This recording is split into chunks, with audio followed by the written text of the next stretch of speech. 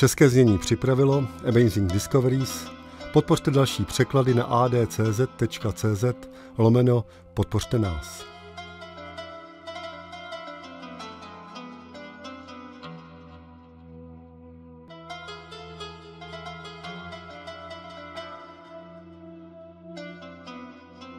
Exodus, přechod přes Rudé moře.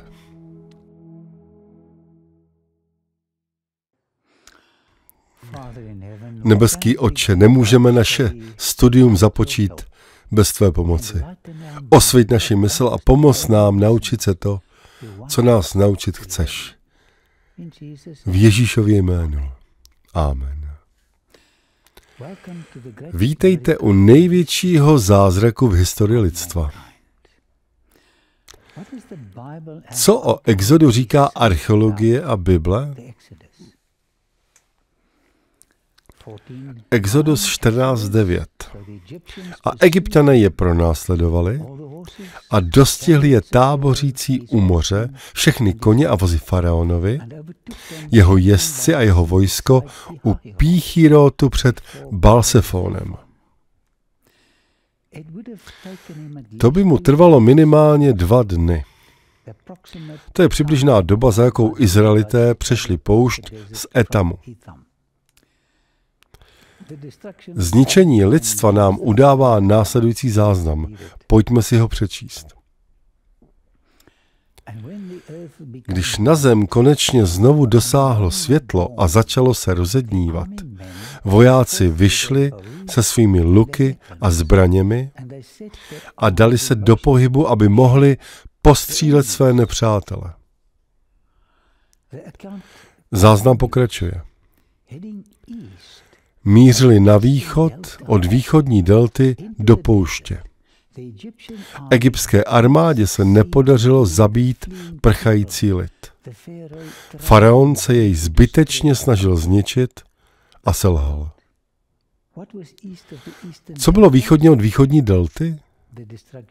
Zmiňuje to zničení lidstva. Kde to ale je? Je to u Rudého moře. Tady máte nákres. Jakou cestou se Egypťané dostali k Rudému moři? Kanál Tumilat byl zřejmě obnoven v době 12. dynastie. A zdálo se, že byl nepostradatelný za vlády Hatšepsut a Tutmose III. To je období Exodu, který své loďstvo intenzivně používal k ekonomickým i vojenským účelům. Egypťané je pronásledovali. Nejdříve přečtu biblický zdroj a poté vám ukážu ten Josefův. A dostihli je tábořící u moře všechny koně, nevím, kolik jich bylo, ale byly tam všechny, a vozy faraonovi. Jeho jezdci a jeho vojsko. U Píchirotu před Balsefónem. Co nám o síle egyptské armády řekne Josefus? On píše, když se Egypťanům podařilo Hebreje dostihnout, připravovali se na boj a díky jejich množství je dokázali zatlačit do úžiny. Pronásledovalo je totiž 600 vozů. Jako to říká i Bible, s 50 000 jezdci a 200 000 pěších vojáků. Všichni byli ozbrojeni. Tyto dodatečné informace jsou zajímavé. Největší armáda starověku se přibližovala k nejslabšímu národu na světě. Toto se zopakuje i na konci času. Tato ukázka největší vojenské moci ale vedla k úplné katastrofě. To je eschatologie. Ten nejslabší zotročený národ směřoval k největší ukázce zachraňující moci. Velkého Boha Jahve. Je možné určit lokaci místa přechodu?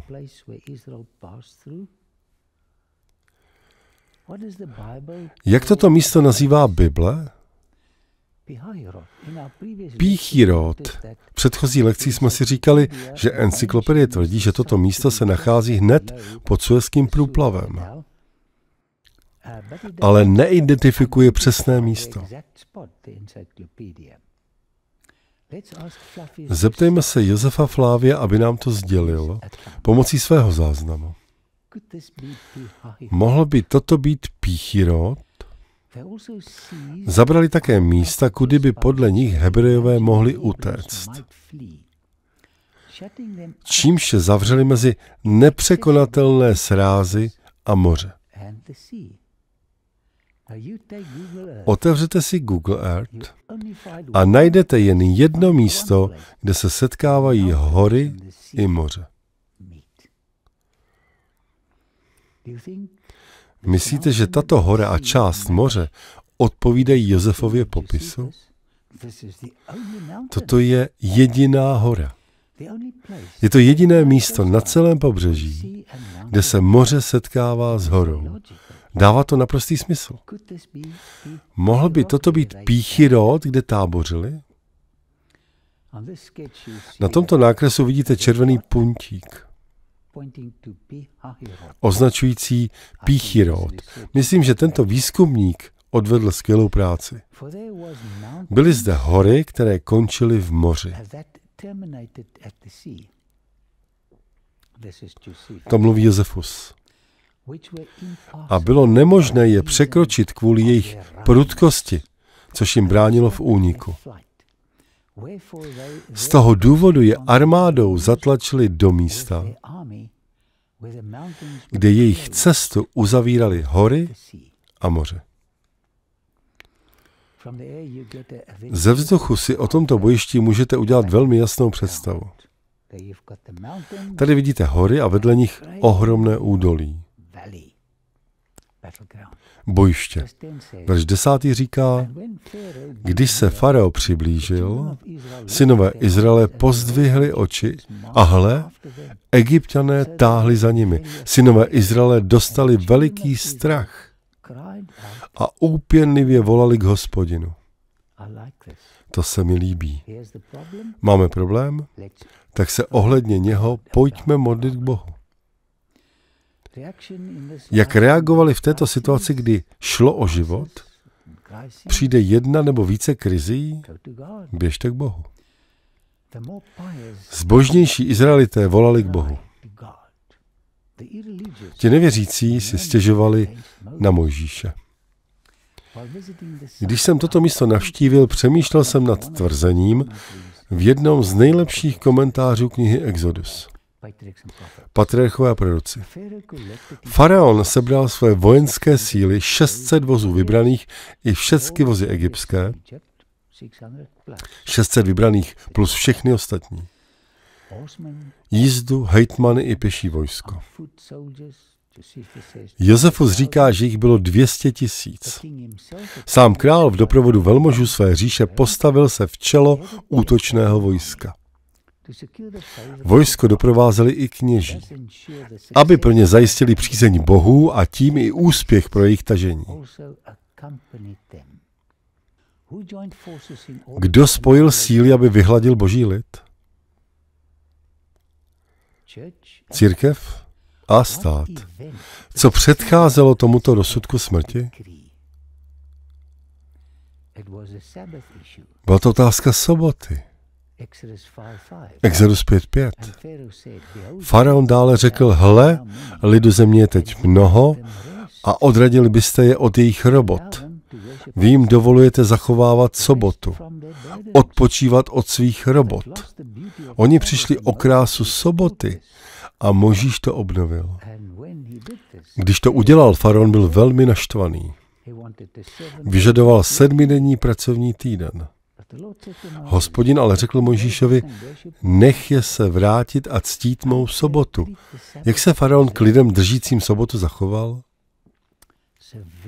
Reagoval tvrdým pronásledováním. Toto se bude opakovat. A jak Bůh zareagoval na pronásledovatele svého lidu, dodržujícího sobotu? To se bude také opakovat. 10 ran. Už se vám to začíná dávat dohromady?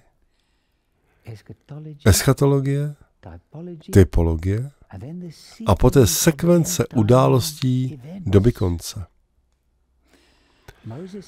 Mojžíš však ukázal svému lidu, že poslušnost Boha je prvním předpokladem jejich osvobození. Dochází vám ta myšlenka? A jejich utlačovatelé si brzy povšimli snah o opětovné zavedení svěcených sobot.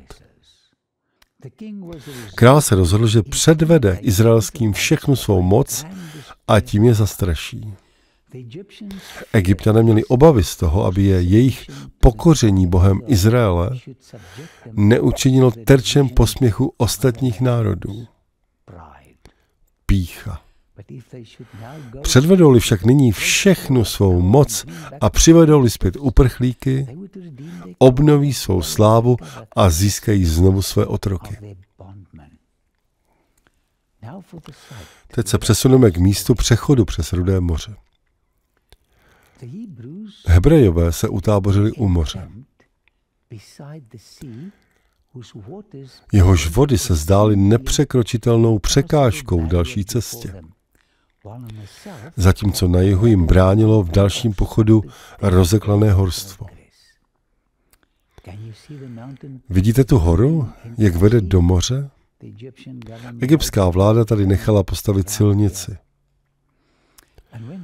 Když se farao přiblížil, synové Izraele pozdvihli oči a hle, Egypťané táhli za nimi. Synové Izraele dostali veliký strach, byli v šoku a úpěnlivě volali k Hospodinu. To dělali ti zbožní.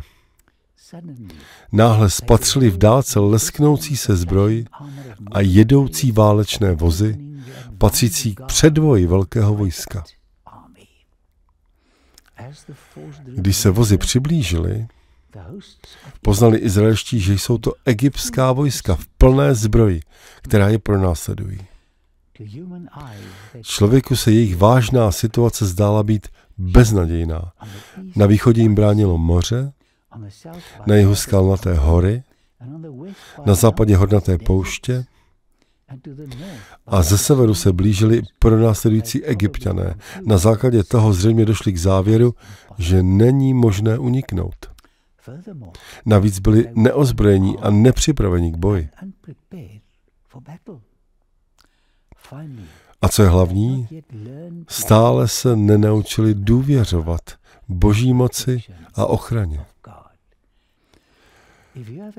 Pokud jste Boha přijali jako toho, kdo se o vás stará, věřte mu i tehdy, kdy se okolnosti zdají být nepříznivé.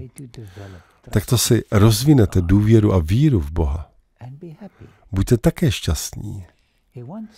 On chce zjevit svou ochraňující lásku a zachránit nás před zničením našimi nepřáteli. Viníte z určité situaci někoho jiného? Jako třeba Adam a Eva? Možná, že to Bůh dovolil z nějakého důvodu. Nevždy za to může ďábel nebo někdo jiný. Někdy nás Bůh vede do složitých situací. Věřte mu. Verš 12. Zdali to není to, co jsme ti říkali v Egyptě. Myslím, že to teď mluví smíšený dav. Nech nás, ať otročíme Egypťanům, protože je pro nás lepší otročit Egypťanům, nežli zemřít v pustině. To je taková forma hysterie. Josefus píše, že byli připraveni Mojžíše ukamenovat. Chudák Mojžíš. Synové Izraele s radostí přijali zprávu o své svobodě a spěchali opustit scénu svého otroctví.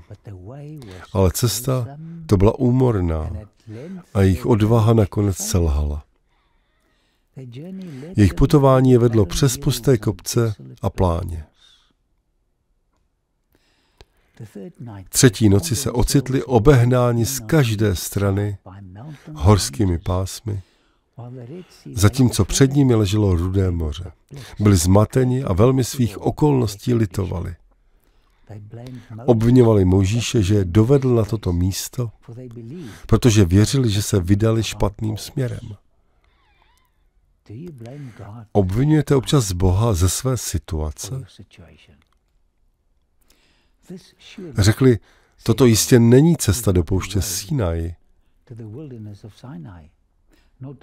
ani do země Kanán, zaslíbené našim otcům. Nemůžeme jít dál, ale nyní musí postoupit do vod Rudého moře, nebo se vrátit zpět k Egyptu. Jak bezmocní se cítili před tím mocným nepřítelem. Naříkání vyděšených žen a dětí smíšené s hučením vyděšeného dobytka a bečením ovcí ještě přidalo k bezútěšnému zmatku situace. Chystal se Mojžíš to vzdát a říct, omlouvám se, ale už tu situaci nezvládám? Chtěl křičet na lidi nebo obviňovat Boha? Co Mojžíš udělal? Protože jí do této situace dovedla poslušnost Božímu vedení, necítil Mojžíš žádný strach z následků. Pokud děláte, co je správné, nebojte se následků. Posloucháte Boha? Jsem si jistý, že ano. Potom mu prosím dovolte, aby se postaral i o následky, které nastanou. Mojžíš však lidu řekl, nebojte se, stůjte a hleďte na Hospodinovu záchranu, kterou vám dnes způsobí. Protože Egypťany, které vidíte dnes, již nikdy více neuvidíte. Eschatologie.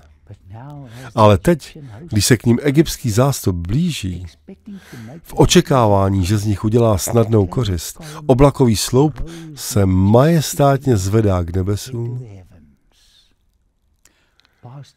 přechází přes Izraelity a klesá mezi ně a egyptské armády.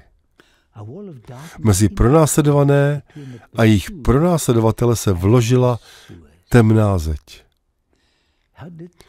Jak to ovlivnilo Egypťany? Egypťané již nemohli rozeznat tábor Hebrejů a byli nuceni se zastavit. Bránil jim ten oblak. Ale jak se temnota noci prohloubila, stěna mraků se pro Hebrejce stala velkým světlem a osvětlovala celý tábor denní září. To Egypťané neviděli. Jaký účel měl oblakový sloup přes den a ohnivý v noci? V čele této obrovské armády stál Ježíš. Oblakový sloup ve dne a ohnivý sloup v noci představovali jejich božského vůdce. Hospodin bude bojovat za vás a vy budete mlčet. Izraelští otroci proti egyptské armádě v boji neměli šanci. Ani slabý otrok hříchu nedovede zvítězit nad zlým nepřítelem.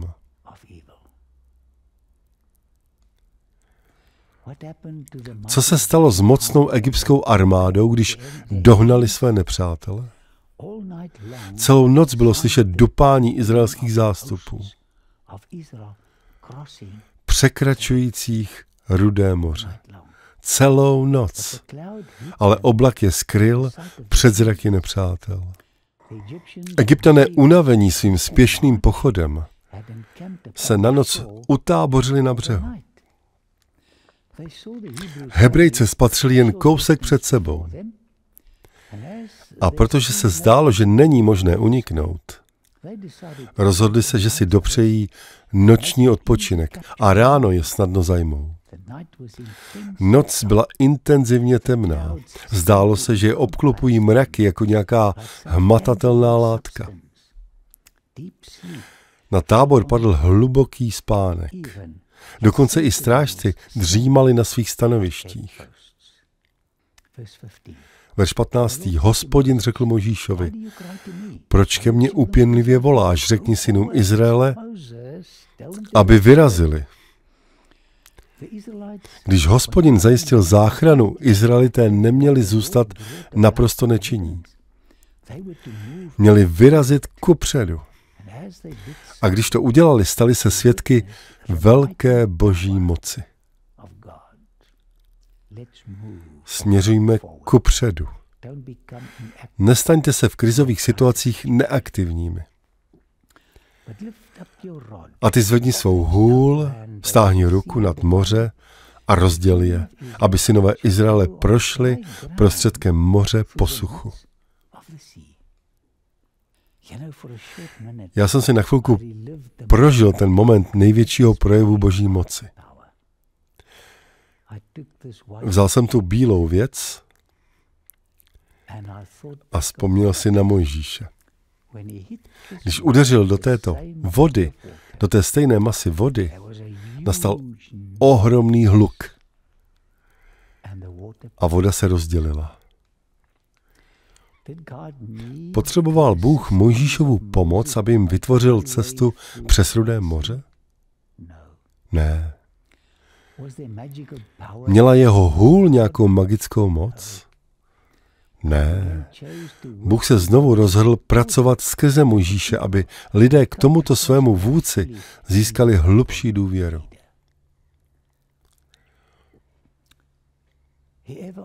Kdykoliv a kdekoliv to bylo možné, zapojoval do vykonávání svého díla na zemi zasvěcené lidské prostředníky.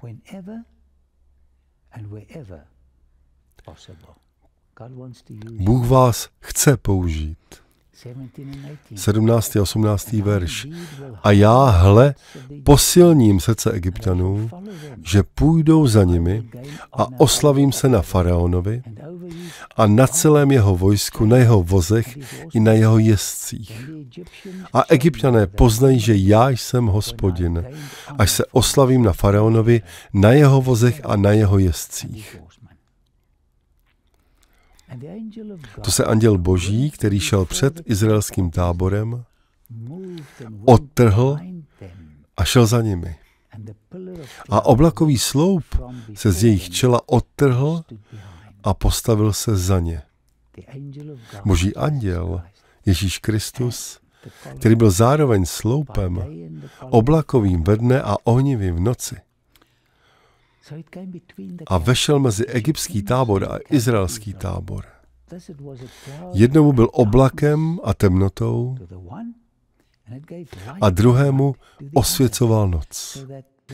Jeden se k druhému nepřiblížil po celou noc. Noc přišla rychle a ještě zesílila neproniknutelnou zeď temnoty, vytvořenou oblakem. Na straně směrem k Izraelitům sloup mezitím představoval zářivou pochodeň, která osvětlovala celý tábor a umožňovala stejnou přípravu na odchod jako za dne. Bůh uprostřed temné noci stvořil světlo. Přátelé, on chce stvořit světlo a jas i ve vaší nejtemnější hodině. A tak mohli shromáždit stáda, naložit zvířata a všechny tyto různé kmeny a rodiny se seřadily k pochodu. Už jen čekali na signál. Dovedete si představit ten ohromný 2milionový dav? Příště si řekneme více o tomto největším skutku záchrany v dějinách lidstva. O exodu. Tento mocný skutek záchrany je tak důležitý, že na jeho základu vystavil svůj svatý zákon. Tady to máte. Exodus 21, první verš z desatera. Potom Bůh vyhlásil všechna tato slova. Řekl, já, Hospodin, jsem tvůj Bůh. A mimochodem, když mluvil, tyto hory se třásly. Říkal, že je jejich Bohem a oni mohli cítit jeho moc, který jsem tě vyvedl z egyptské země, z domu otroctví. Toto byla první věc, kterou si měli zapamatovat, než začali číst samotné desatero.